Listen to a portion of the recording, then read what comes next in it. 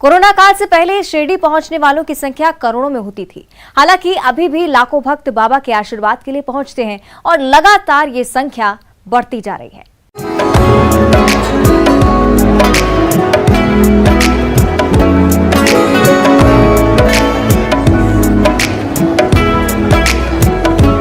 देश दुनिया के लाखों भक्त और साईं के प्रति अपार आस्था एक सैलाब सा लाती है। इस पूरे सैलाब को व्यवस्थित रखना किसी चुनौती से कम नहीं और इस चुनौती को पूरा करता है साईं ट्रस्ट। दर्शन व्यवस्था और बुनियादी सुविधा देने वाले साईं ट्रस्ट के मुखिया IAS अधिकारी होते हैं।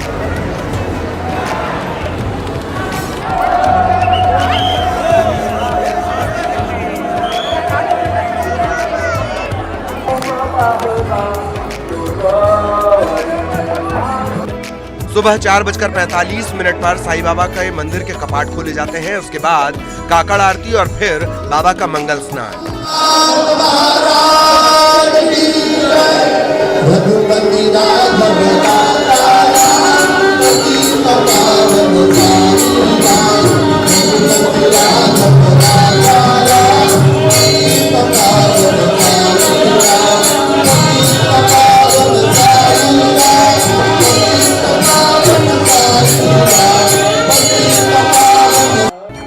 काकड़ आरती और मंगल स्नान देखना किसी अलौकिक अनुभव से कम नहीं होता।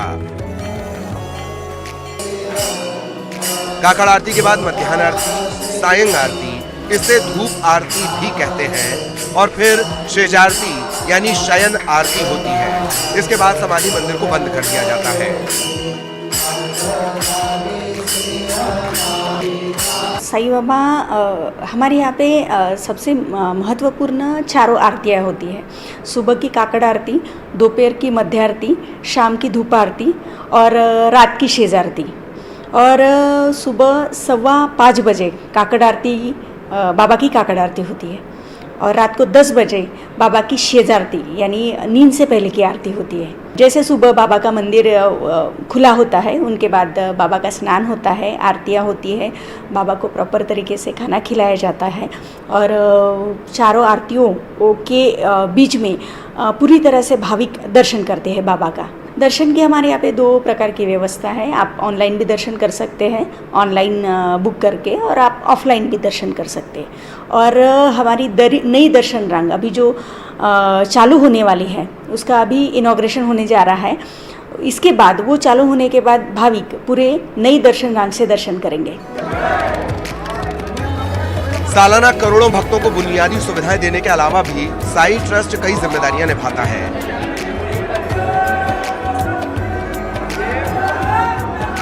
करीब 41 विभाग हैं जो अलग अलग सामाजिक सरोकार को पूरा करते हैं। इसमें स्कूल, कॉलेज, अस्पताल, रुकने और खाने की व्यवस्था आदि शामिल है।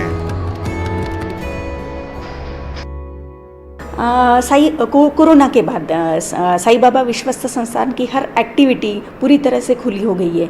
जैसे साईं बाबा के स्कूल, कॉलेजेस, साईं बाबा के हॉस्पिटल्स, उनकी पूरी हमारे पास 41 डिपार्टमेंट है। वो 41 डिपार्टमेंट की गतिविधियाँ पूरी तरह से चालू हो गई है और पूरी तरह से भक्त भाविक बाबा के मंदिर में दिन भर आ सकते हैं। और उसके अलावा बाबा का प्रसादालय भी पहले की तरह पूरी तरह से भाविकों के लिए सज्ज है। भाविक जाके वहाँ पे खाना खा सकते हैं। सबसे पहले तो ये समय लगना रश पे, यानी जितनी भीड़ है, अगर ज़्यादा भीड़ है तो ऑब्वियसली थोड़ा सा समय लग सकता है। अगर जिस दिन भीड़ कम है उस दिन बाबा का दर्शन बहुत जल्दी और इसी तरह से होता है। बहुत ही उनके चेहरे पे बहुत ही ज़्यादा कृतार्थ भाव होता है।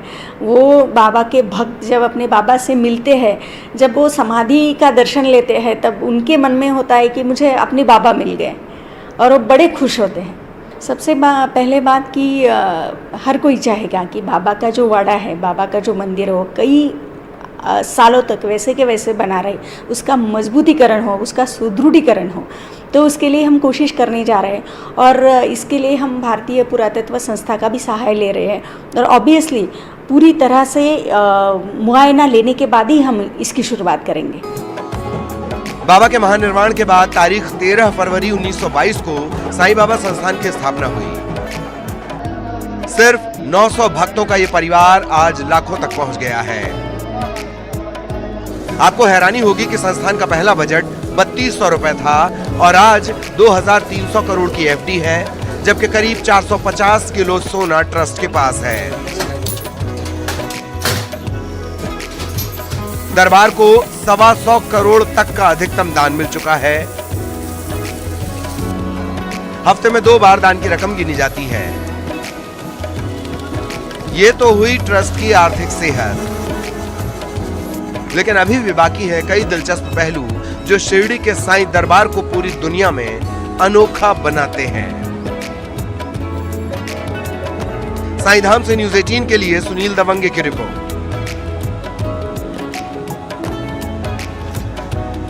और इसी बीच रुक रहे एक छोटे से ब्रेक के लिए, फौरन हाजिर होते हैं।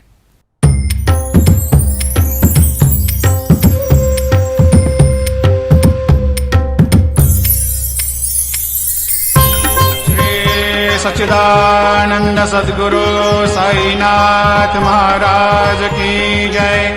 ब्रह्मानंदम परम सुखदम केवलम ज्ञानमूर्तिम। ब्रेक के बाद आपका स्वागत है। ब्रह्मानंदम परम सुखदम केवलम ज्ञानमूर्तिम। जिस दौर में धर्म पर चर्चा सबसे ज्यादा हो रही हो, जिस दौर में धर्म अखाड़े का सबब बने हो, उस दौर में शिरडी के साईं दरबार में शान से लहराती है 2 रंगों की पताका। रंगोत्सव, कार्तिक पूर्णिमा जैसे पर्व यहाँ इस शानदार तरीके से मनाए जाते हैं जो साईं पर सवाल उठाने वालों के लिए किसी सबक से कम नहीं है।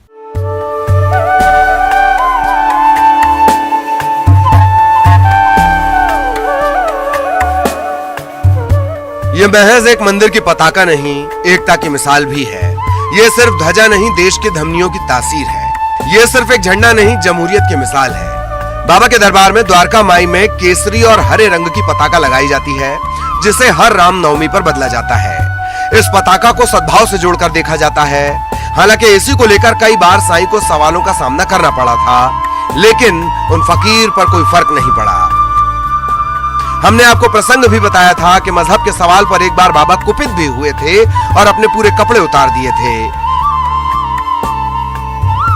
हालांकि साईं के भक्तों को ना तो सवालों का असर पड़ता है, ना ही अफवाहों का।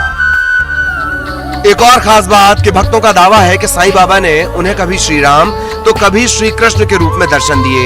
यही वजह है कि धीरे धीरे साईं धाम में बाकी के त्योहार भी धूमधाम से मनाए जाने लगे। फिलहाल साईं की शिरडी में 4 मुख्य उत्सव होते हैं। इसमें गुरु पूर्णिमा, पुण्यतिथि उत्सव, रामनवमी, रंग पंचमी।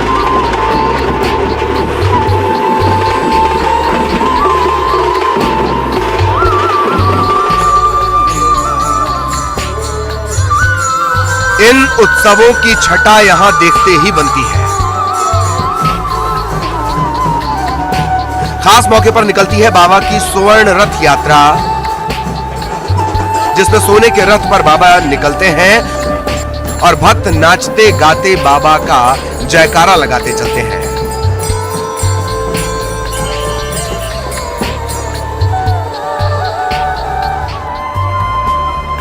इन तमाम मौकों के अलावा साल भर बाबा के दरबार में भक्तों के आने का सिलसिला जारी रहता है।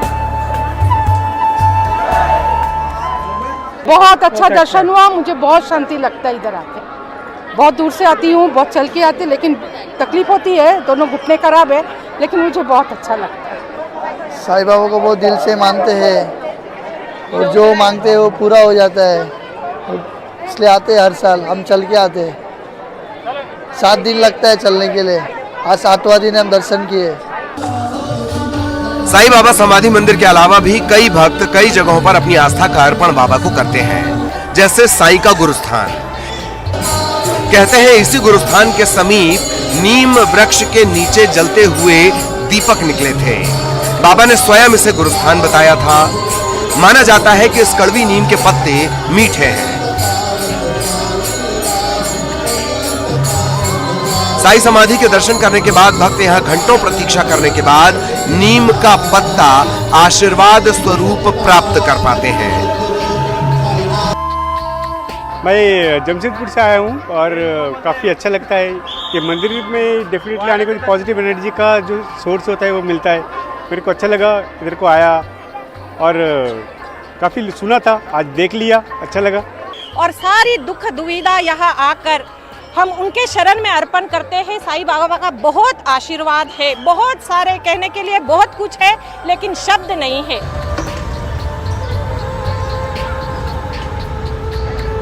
गुरु स्थान के साथ लगा हुआ है नंदीदीप और लेंडी बाग। इस लेंडी बाग के मालिक खुद साईं बाबा थे, जिन्होंने यहाँ मौजूद एक एक पौधे की देखभाल की, जो आज बड़े बड़े वृक्ष बन गए हैं। यहाँ एक कुआं भी है जिसका इस्तेमाल साईं बाबा किया करते थे। नंदादीप में भक्त उस दीपक के दर्शन करने पहुंचते हैं जिसके बारे में कहा जाता है कि ये कभी बुझा नहीं, हमेशा जलता रहता है। जैसे सुबह बाबा का मंदिर खुला होता है, उनके बाद बाबा का स्नान होता है, आरतियाँ होती है, बाबा को प्रॉपर तरीके से खाना खिलाया जाता है और चारों आरतियों के बीच में पूरी तरह से भाविक दर्शन करते हैं बाबा का। दर्शन की हमारे यहाँ पे 2 प्रकार की व्यवस्था है। आप ऑनलाइन भी दर्शन कर सकते हैं, ऑनलाइन बुक करके, और आप ऑफलाइन भी दर्शन कर सकते हैं।